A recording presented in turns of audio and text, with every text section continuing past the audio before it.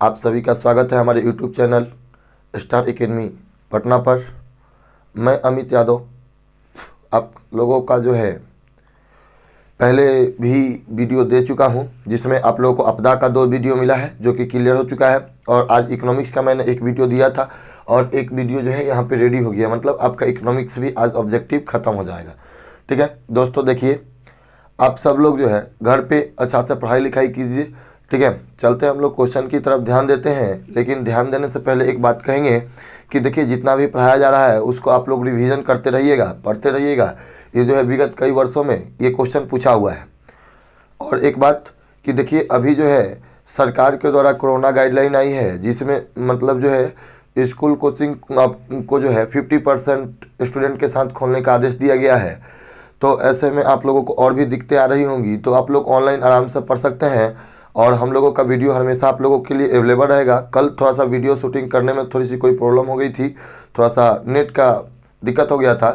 ठीक है, तो इस वजह से थोड़ी प्रॉब्लम थी, लेकिन आप लोगों को वीडियो कंटिन्यू मिलता रहेगा, इसके लिए आप लोग टेंशन नहीं लीजिएगा। और हमने आपको कहा है जैसे कि 30 दिन में हम जो है आप लोगों को पूरी क्वेश्चन बैंक कराएंगे, तो हम लोग कराएंगे, आप लोग इस बात से नहीं घबराइएगा। ठीक है, चलिए आइए ध्यान दीजिए। पहला क्वेश्चन है कि शेयर बाजार की नियामक संस्था है। देखिए शेयर बाजार का जो है ये क्या कर रहा है, शेयर बाजार का नियामक संस्था। तो देखिए शेयर बाजार का नियामक संस्था जो होती है सीबी कहते हैं, इसको कहते हैं security exchange board of India, security exchange board of India. ठीक है, भारतीय प्रतिभूति विनिमय बोर्ड कहते हैं। ठीक है, इसके द्वारा होती है। ये अभी तक एक ही बार एग्जाम में पूछा हुआ है। ठीक है, दुर्भाग्यता रही तो आपसे भी पूछा जा सकता है। आइए, इनमें कौन संस्थागत वित्त का साधन है। देखिए इसमें कह रहा है कि इनमें कौन, इधर ही से रहते हैं। ठीक है, इधर देखिए इनमें कह रहा है कि इनमें कौन संस्थागत वित्त का साधन है। तो देखिए कौन है बाबू, व्यवसायिक बैंक। कौन हो जाएगा, व्यवसायिक बैंक। देखिए इसमें जो होती है संस्थागत वित्त साधन, देखिए तो ये जो होती है संस्थागत का मतलब होता है कि एक संस्था के द्वारा। ठीक है, तो इसमें देखिए व्यापारी वाले लोग से पैसा या किसी तरह से मतलब आप कीजिएगा तो संस्थागत नहीं होता है। महाजन चाहे रिश्तेदार, ये सब संस्थागत नहीं है। संस्थागत क्या है, व्यवसायिक बैंक, एक बैंक के रूप में चलता है, तो वो उसका आंसर क्या होगा, व्यवसायिक बैंक। ठीक है, देखिए आइए क्वेश्चन कहता है कि भारत में उपभोक्ता संरक्षण अधिनियम की घोषणा। तो देखिए भारत में उपभोक्ता संरक्षण अधिनियम की घोषणा जो थी 1986 में हुई थी। कब हुई थी, 1986 में। ध्यान दीजिएगा दोस्त, एक चीज यहाँ मैंने कानून लिख करके पहले से रखा हुआ है। 2021 का जब आप जो है क्वेश्चन पलटिएगा क्वेश्चन बैंक में, तो वहां दे दिया है अधिनियम के बदले वहां क्वेश्चन दे दिया है कि भारत में उपभोक्ता संरक्षण कानून कब लाई गई। तो देखिए उपभोक्ता संरक्षण कानून जो है 1986 में ही मानिए। ठीक है, 1986 में ही लाई गई थी। सेम ही क्वेश्चन है, थोड़ा सा उसको घुमा दिया है। ठीक है, तो आप लोगों को नहीं घूमना है। देखिए हम इसलिए इतना तोड़ तोड़ के बताते हैं कि आप लोगों को दिक्कत नहीं हो। ठीक है, देखिए बाबू आप जैसे अपने ऑफलाइन कोचिंग में पढ़ते होंगे ना, उस तरह आपको हम ऑनलाइन में पढ़ाते हैं। और एक बात और बता देते हैं कि आप इतना जितना चीज़ देखते हैं इससे कई गुना जो है हम लोग अपने ऑफलाइन अपने इंस्टीट्यूट में देते हैं। ठीक है, हम लोगों की ऑफलाइन इंस्टीट्यूट भी है, लेकिन उस इंस्टीट्यूट का नाम स्टार एकेडमी नहीं है, उसका नाम स्टार कोचिंग सेंटर है, जो कि पटना में कार्यरत है। बहुत लंबे समय से चल रहा है, 6 वर्षों से चल रहा है। ठीक है, हमने विगत कई वर्षों में जो है ना 6 वर्षों में बहुत सारे बच्चों का रिजल्ट कराया है। तो आप जो है अपने रिजल्ट के लिए तो घबराइएगा ही नहीं। आइए देखिए मुद्रण सबसे पहले किस देश से आरंभ हुई। तो देखिए सबसे पहले जो है मुद्रण, पैसा का प्रचलन जो है चीन से हुआ, क्योंकि देखिए कागज का भी निर्माण सबसे पहले चीन में हुआ था और पैसे का भी निर्माण। ठीक है, जैसे देखिए कागज का ही नोट होता है, तो इसलिए कहाँ से शुरुआत हुई, चीन। आंसर क्या हो जाएगा, चीन। ठीक है, कोई दिक्कत नहीं ना। आइए इसके बाद निम्न में कौन सा आधुनिक मुद्रा का एक रूप है। तो देखिए आधुनिक रूप का मतलब कह रहा है तो सोना का सिक्का चलता है अभी आधुनिक समय में नहीं। ठीक है, कागज का नोट, तो आंसर क्या हो जाएगा, कागज का नोट है ना। हरा हरा गांधी जी वाला एकदम चलते रहता है, अभी एकदम गुलाबी वाला है 2000 नोट, देख लो एकदम। ठीक है, चांदी के सिक्के चलते नहीं, इनमें से कोई आंसर नहीं होगा। क्या होगा? आधुनिक मुद्रा के रूप में आज कागजी नोट चलता है।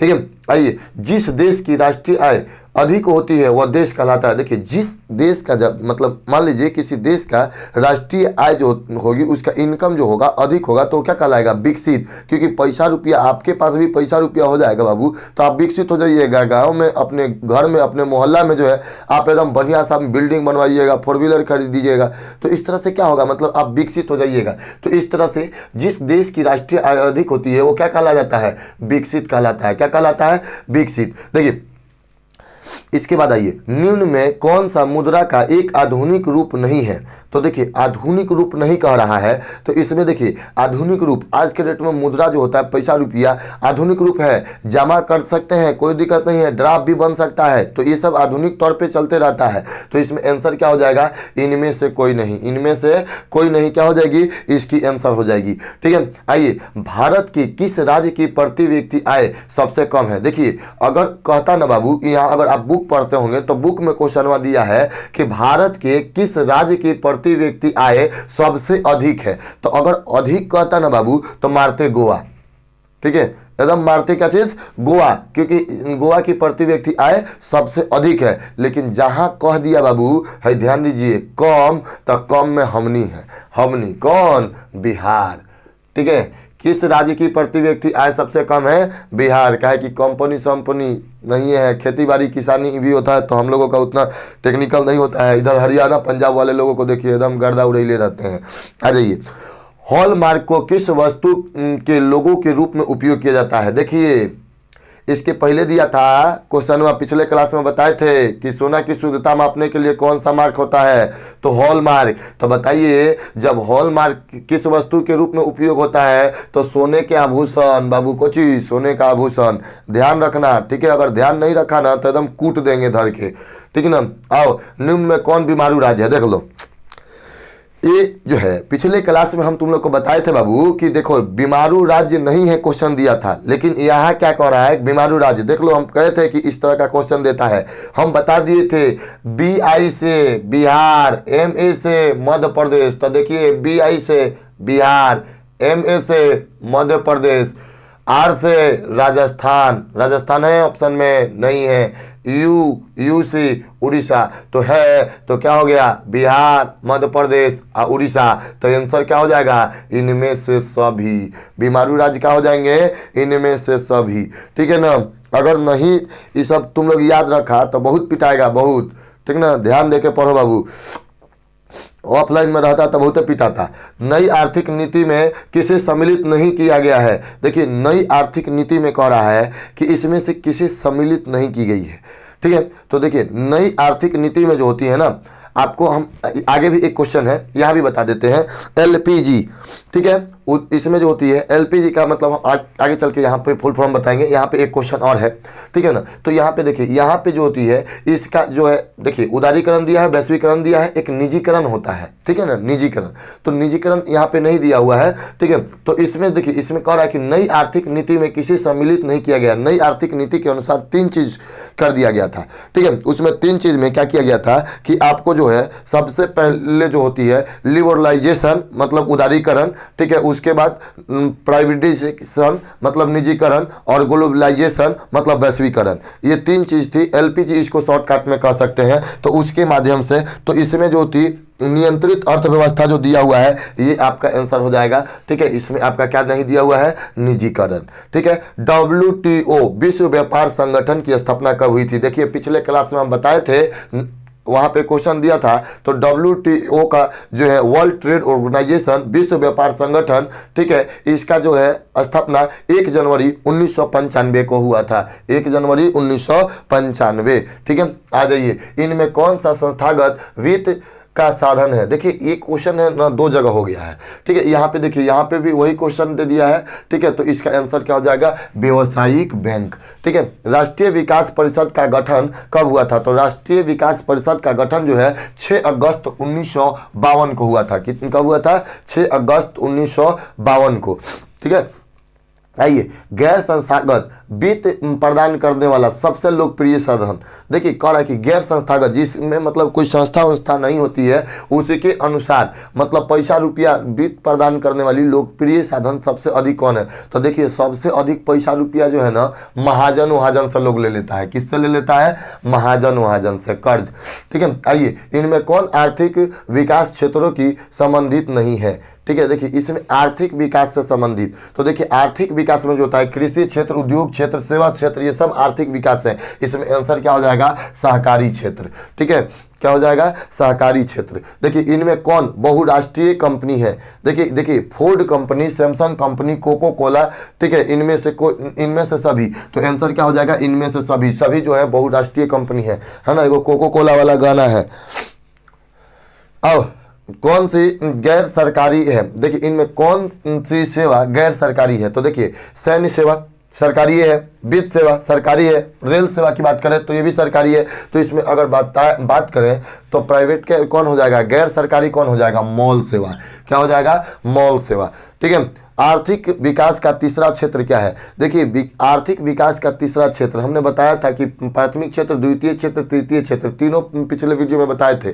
तो इसका जो है इसमें कौन सा क्षेत्र हो जाता है? तृतीय क्षेत्र में जो होती है तीसरा सेवा क्षेत्र आता है। क्या आता है? सेवा क्षेत्र। ठीक है, क्या आता है? सेवा क्षेत्र। आइए 43, मैंने यहाँ जो क्वेश्चन आपको 24 में बोला था वही 43 में आ गई है, और यहाँ पे दिया हुआ है कि नई आर्थिक नीति में किसे सम्मिलित किया गया है? नई आर्थिक नीति में किसे सम्मिलित किया गया है? क्वेश्चन देखिए बाबू, देखिए यहाँ दिया हुआ है नई आर्थिक नीति में किसे सम्मिलित किया गया है। हमने आपको बताया था एलपीजी का मतलब होता है लिबरलाइजेशन। ठीक है, उसके बाद प्राइवेटेशन, और प्राइवेटेशन के बाद जो होती है ग्लोबलाइजेशन। ठीक है, इसको कहते हैं एलपीजी मतलब में जो लिबरलाइजेशन होता है मतलब उसका मतलब होता है कि उदारीकरण। ठीक है, उसके बाद प्राइवेटेशन का मतलब होता है निजीकरण, और उसके बाद जो होती है ग्लोबलाइजेशन का मतलब होता है वैश्वीकरण। तो ये तीनों नीति जो थी 1991 में लाई गई थी, सरकार के द्वारा जो थी 1991 में लाई गई थी, और इसे नई आर्थिक नीति कहते हैं। और यहाँ आपके एग्जाम में पूछा हुआ है कि भारत में नए आर्थिक सुधारों का प्रारंभ कब हुआ था? देखिए यहाँ 47 नंबर में दिया हुआ है, यहाँ भी आएंगे। ठीक है, लेकिन यहाँ पहले समझते हैं। तो ये क्या कहता है? देखिए आपकी क्वेश्चन बैंक में इसका आंसर गलत दिया हुआ है, इसका क्वेश्चन बैंक में भी आंसर गलत दिया हुआ है, उसको सही करना चाहिए। और एग्जाम में भी ये क्वेश्चन जो है गलत ही दिया हुआ है। इसमें जो होती है आंसर यहाँ पे जो है इनमें से नहीं दे करके यहाँ पे आंसर देना चाहिए इनमें से सभी। क्या देना चाहिए? इनमें से सभी। ठीक है, इनमें से सभी, ये तीनों जो होते हैं होंगे। देखिए नई आर्थिक नीति में किसे सम्मिलित किया गया? इन तीनों को सम्मिलित किया गया था। ठीक है, याद रखिएगा एलपीजी, लिबरलाइजेशन, ठीक है, प्राइवेटेशन और ग्लोबलाइजेशन। कोई दिक्कत? आइए आगे बढ़ते हैं। केंद्रीय सहकारी बैंकों का गठन। देखिए केंद्रीय सहकारी बैंकों का गठन जो है, देखिए अगर जिला स्तर पे बात करें तो जिला स्तर पे सहकारी साख समिति की गठन होती है। उसके बाद ग्राम स्तर पे, पहले ऑप्शन ग्राम स्तर पे न दिया है तो हम ग्राम स्तर के बात करते हैं। तो ग्राम स्तर पे दिया जाता है सहकारी साख समितियां, सहकारी साख समितियां, और जिला स्तर पे दिया जाता है केंद्रीय सहकारी बैंक। तो केंद्रीय सहकारी बैंक किस पे है? जिला स्तर पे। ठीक है, ग्राम स्तर पे क्या होता है ये भी पूछ सकता है। अगर मान लीजिए कि जिला स्तर पे पूछ दिया तो कभी अगर ग्रामीण स्तर पे भी तो दे सकता है। तो ग्रामीण स्तर पे अगर दे दे कि सहकारी साख समितियां का गठन जो है होता है तो उसमें आंसर क्या मारिएगा? ग्रामीण स्तर पे। ठीक है, अब उसके बाद होती है केंद्रीय सहकारी बैंक दे तो क्या चीज? जिला स्तर पे। तो राज्य स्तर पे भी तो पूछ सकता है। तो राज्य स्तर पे राज्य सहकारी बैंक होती है। क्या होती है? राज्य सहकारी बैंक। चलिए आइए, उसके बाद निम्नलिखित में कौन मिश्रित अर्थव्यवस्था की विशेषता है? देखिए अगर मिश्रित अर्थव्यवस्था का बात होगा तो निजी क्षेत्र, सार्वजनिक क्षेत्र और आर्थिक नियोजन, ये सभी जो होती हैं क्या होते हैं? मिश्रित अर्थव्यवस्था के रूप होते हैं। तो इसका आंसर क्या होगा? इनमें से सभी। हम इसके बाद जो है क्वेश्चन है कि पशुपालन एवं मत्स्य पालन किस क्षेत्र के अंग है? तो देखिए ये क्वेश्चन कल पिछले क्लास में बताए थे। तो ये क्या आ जाएगा? प्राथमिक क्षेत्र। प्राथमिक क्षेत्र में आ जाता है कृषि क्षेत्र, ये सब उसके बाद आइए, भारत में नए आर्थिक सुधारों का प्रारंभ किया गया। देखिए अभी ना हम बताए यहाँ पे, देखिए कि नई आर्थिक नीति जो थी 1991 में लाई गई थी। कब लाई गई थी? 1991 में। ठीक है, कोई दिक्कत? किस अर्थव्यवस्था के उत्पाद के साधनों पर निजी व्यक्ति या संस्थाओं का अधिकार होता है? ये कह रहा है कि किस मतलब अर्थव्यवस्था में उत्पादन के जो साधन होंगे निजी व्यक्ति या संस्थाओं, तो पूंजीवादी, मतलब जो पूंजीवादी होंगे उनका ही अपने निजी कामों पे अधिकार होगा। उसके बाद आ जाइए, लास्ट क्वेश्चन है, वो कह रहा है कि क्षेत्रीय ग्रामीण बैंक की स्थापना किस वर्ष हुई? तो 1975। ठीक है, कब हुई? 1975। ठीक है, देखिए यहाँ पे पूरे क्वेश्चन हो गए। देखिए इसको जो है आप लोग अगर चाहते हैं तो आप लोग स्क्रीनशॉट भी कर सकते हैं, पढ़ने के लिए कोई दिक्कत नहीं है। आराम से एक बार इधर से कर सकते हैं, ठीक है, और एक बार जो है फिर इधर से भी कर सकते हैं। ठीक है, आपको दोनों तरफ से दिख जाएंगे, आप पढ़ सकते हैं। और साथ साथ देखिए आप लोग थोड़ा सा सेफ्टी बरतिए। ठीक है, मास्क वास्क लगाइए, कोरोना का कहर जो है बढ़ता ही जा रहा है।